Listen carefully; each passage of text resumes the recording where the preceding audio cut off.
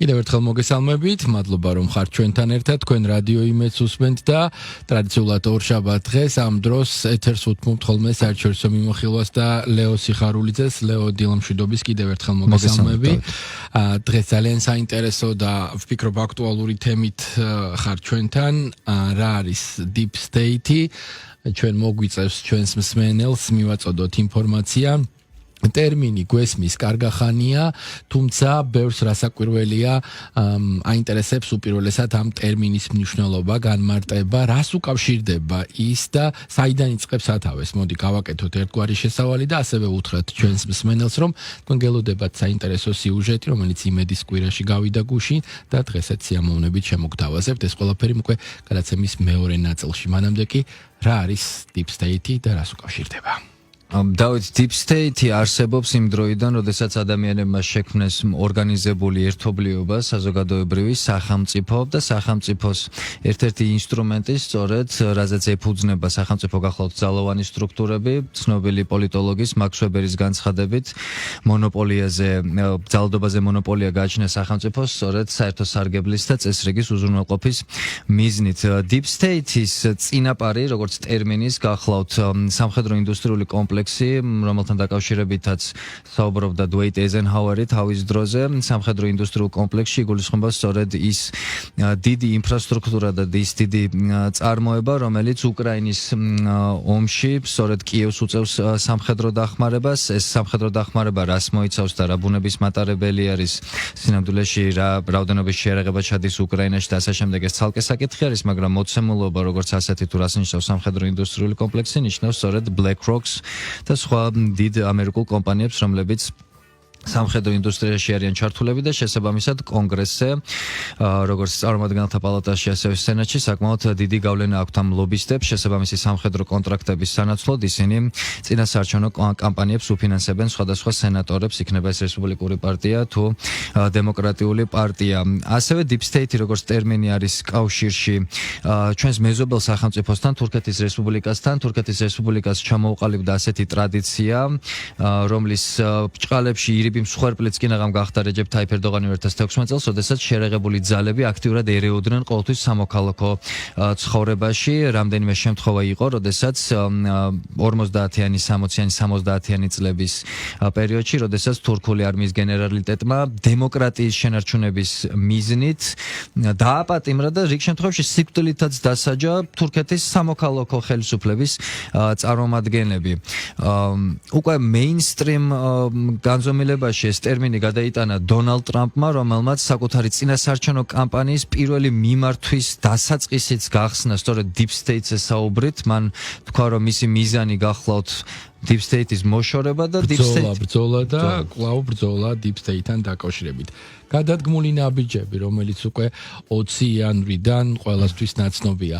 რა იკვეთება Deep State-თან ბრძოლის ყველაზე ისეთ მოქმედი არაღად და შემდეგ უკვე ჩვენს მსმენელს დაპირებული სიუჟეტიც მოვასმენინოთ. დავით, ტრამპის Deep State-თან ბრძოლის ნომერ პირველი ნიშანი გახლავთ კადრები, ის კადრები და ფიგურები, რომელთა წინწაწევასაც ცდილობს დონალდ ტრამპი. ეს არის პიტ ჰექსეთი, მაგალითად, თავდაცვის ახალი მდივანი, ქეშ პატელი, რომლის დამტკიცებაც ახლა მიმდინარეობს სენატში, FBI-ის ახალ დირექტორად და ტრამპისეული ხედვის კონსოლიდაციის საფუძველი გახლავთ პირველ რიგში ძალოვანი სტრუქტურების სრული კონტროლი, ვინაიდან პირველი ადმინისტრაციის პირობებში არა მხოლოდ რესპუბლიკური პარტია, არამედ თავად FBI-ც და ცენტრალური სადაზვერვო სააგენტოც, ორივე ეს ორგანიზაცია ირიბად შეგვიძლია ვთქვათ, რომ არ მოდიოდნენ თანხმდროში ტრამპისეულ ხედვასთან, როდესაც საქმე ეხება ამერიკის შიდა თუ საგარეო პოლიტიკას. დიდი მადლობა, ეს ლეო სიხარულიძე იყო საინტერესო მიმოხილვით და ანალიზით. ახლა უფრო ვრცლად ამ საკითხზე, ამ თემაზე მოისმინეთ ჩვენი სიუჟეტიდან და მე შეგახსენებთ, რომ ყოველ ორშაბათს 11 საათიანი საინფორმაციო გამოშვების შემდეგ კვირიდან კვირამდე არსებული მნიშვნელოვანი საკითხები ჩვენი ქვეყნის ფარგლებს გარეთ რაც ხდება, რისი ყურადღებაც უკვე შემდეგ მედია თავის ფოკუსში აიღო და გადაანაწილა ის სხვადასხვა გამოცემებით, სატელევიზიო გადაცემებით თუ რადიო ეთერებით, ხდება ჩვენთანაც, ამიტომ დაელოდეთ ამ მიმოხილვას. მანამდე კი, როგორც გითხარით და დაპირებული სიუჟეტი მოვისმინოთ, მე მადლობას გიხდით ყურადღებისთვის და შემოგერთებით 2 საათიანი საინფორმაციო გამოშვების შემდეგ.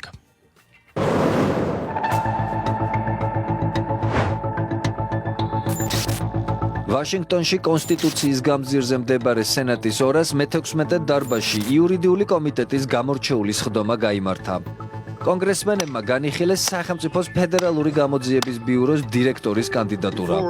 44 წლის ქეშ პატელი წარმოშობით ინდოელია. მისი ოჯახი თავდაპირველად კანადაში გადასახლდა, შემდგომ კი ამერიკის შეერთებულ შტატებში. ქეშ პატელს წვლილი მიუძღვის 2016 წელს ტრამპის წინააღმდეგ გამოძიების ფედერალური ბიუროს მიერ წარმოებული კრემლთან სავარაუდო კავშირის საქმის შესწავლისას კანონდარღვევებისა და პოლიტიკური მოტივის აღმოჩენაში. FBI-ის მომავალმა დირექტორმა კარიერა ფლორიდის შტატში მაიამიში სახაზინო ადვოკატის პოზიციაზე დაიწყო. მისი ბიოგრაფიის ნაწილია 3 წლის განმავლობაში მართლმსაჯულების დეპარტამენტის კონტრტერორისტულ განყოფილებაში წარმატებული სამსახურიც. მისი კარიერული აღმასვლა კი მოიცავს ეროვნული დაზვერვის დირექტორის ადმინისტრაციაში, ეროვნული უშიშროების საბჭოსა და თავდაცვის მდივნის აპარატში ნამუშევარ წლებსაც. ქეშ პატელი იყო დონალდ ტრამპის წინააღმდეგ წარმოებულ სასამართლო დავებში მისი იურიდიული საკონსულტაციო საბჭოს წევრი. Government gangsters. ქეშ პატელმა განსაკუთრებული პოპულარობა 2023 წელს გამოცემული ხმაურიანი წიგნით მოიპოვა სახელწოდებით სამთავრობო განგსტერები, Deep State-ის სიმართლე და ბრძოლა დემოკრატიისთვის. ამ წიგნში კი Deep State-თან დაკავშირებული კონკრეტული სახელები და გვარები დაასახელა. მაგალითად, ლოიდ ოსტინი, ბაიდენის ადმინისტრაციის თავდაცვის მდივანი, ჯონ ბოლტონი, ტრამპის ყოფილი მრჩეველი ეროვნული უსაფრთხოების საკითხებში. ჯო ბაიდენი, ამერიკის შეერთებული შტატების 46-ე პრეზიდენტი. ჯეიკ სალივანი, პრეზიდენტ ბაიდენის მრჩეველი ეროვნული უსაფრთხოების საკითხებში. სამანთა ფაუერი, პრეზიდენტ ობამას ელჩი გაეროში, ამჟამად USAID-ის დირექტორი. რობერტ მიულერი, FBI-ის ყოფილი დირექტორი. კამალა ჰარისი, ყოფილი ვიცე-პრეზიდენტი და საპრეზიდენტო კანდიდატი. ჰილარი კლინტონი, ყოფილი პირველი ლედი, ყოფილი სახელმწიფო მდივანი და ყოფილი საპრეზიდენტო კანდიდატი.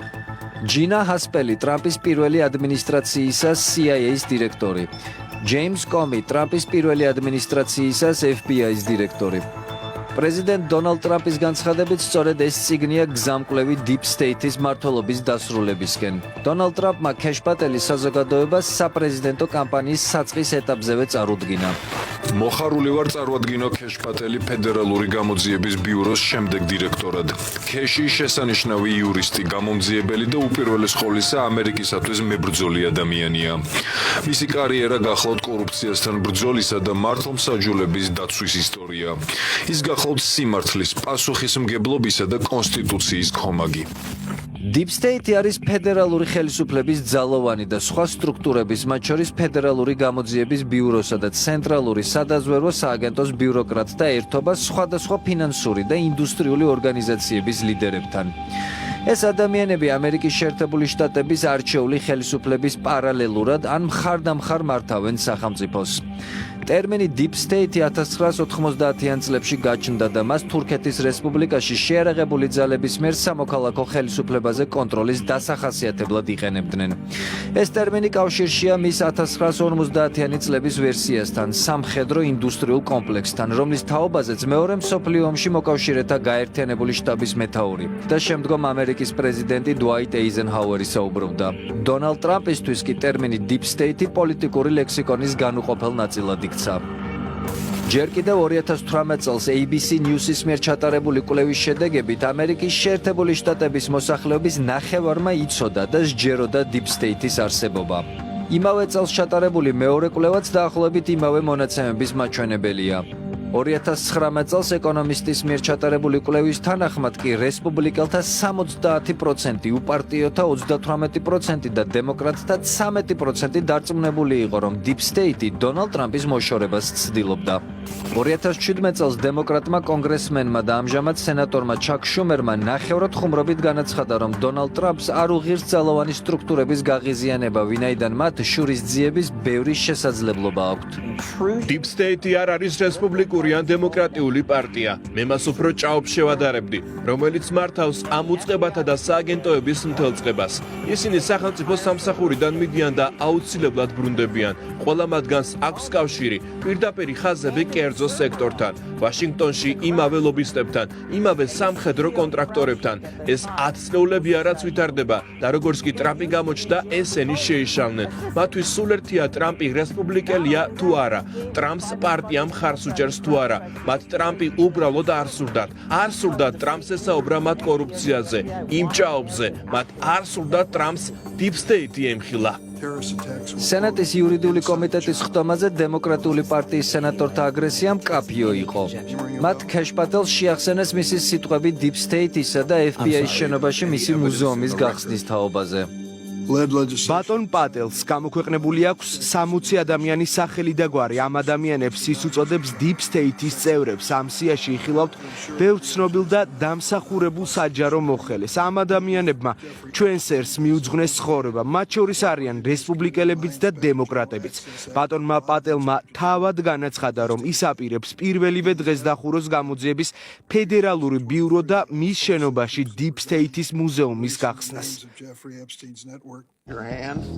სახელმწიფოს ერთ-ერთ უმნიშვნელოვანეს თანამდებობაზე დონალდ ტრამპის მიერ წარდგენილმა ქეშპატელმა ხდომაზე ხაზგასმით დაადასტურა სამართალდამცველი უწყებებისადმი პატივისცემა და გაიხსენა საკუთარი გამოცდილება ფედერალურ პროკურორად, ადვოკატად და კონგრესში მუშაობისას.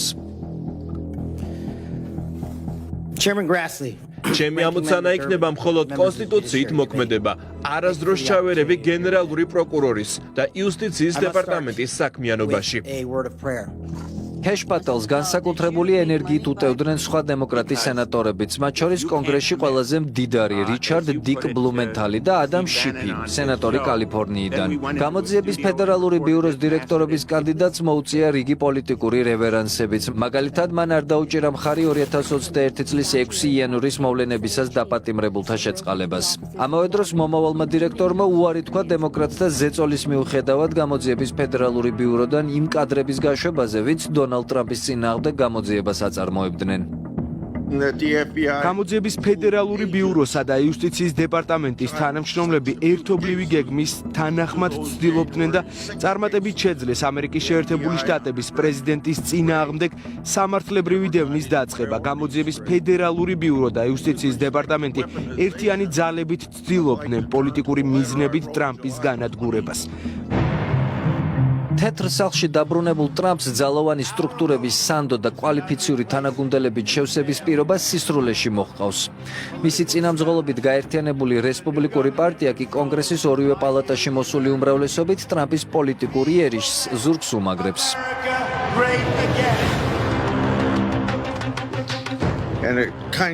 მოსახლეობის ნდობა გამოძიების ფედერალური ბიუროსადმი არის დაბალი. ამერიკელთა მხოლოდ 41% მიიჩნევს, რომ უწყება საქმიანობას შესაბამისად ართმევს თავს. ამ საუკუნეში ეს ყველაზე ცუდი შედეგია.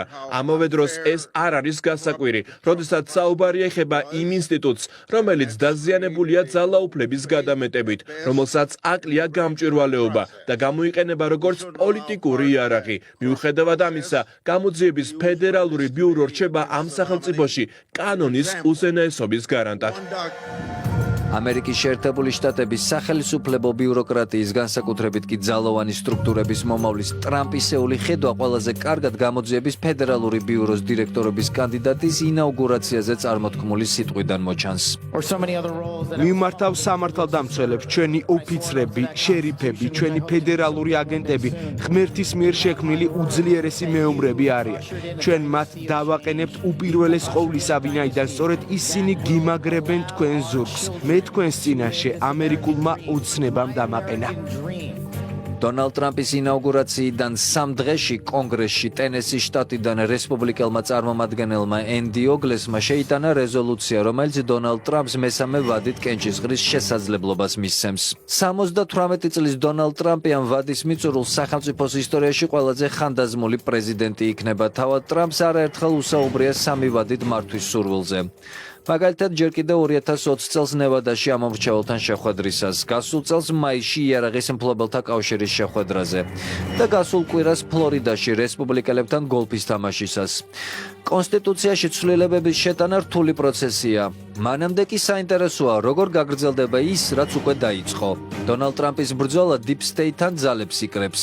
ამერიკის 47-მე პრეზიდენტის თანამებრძოლები ეტაპობრივად იკავებენ უმნიშვნელოვანეს თანამდებობებს და ანონსებენ, რომ ძალისხმევას არ დაიშურებენ მსოფლიოში მშვიდობისთვის, რისთვისაც Deep State-ის დამარცხებას გადამწყვეტი მნიშვნელობა აქვს. საერთაშორისო მიმოხილვა ლეო სიხარულიძესთან ერთად.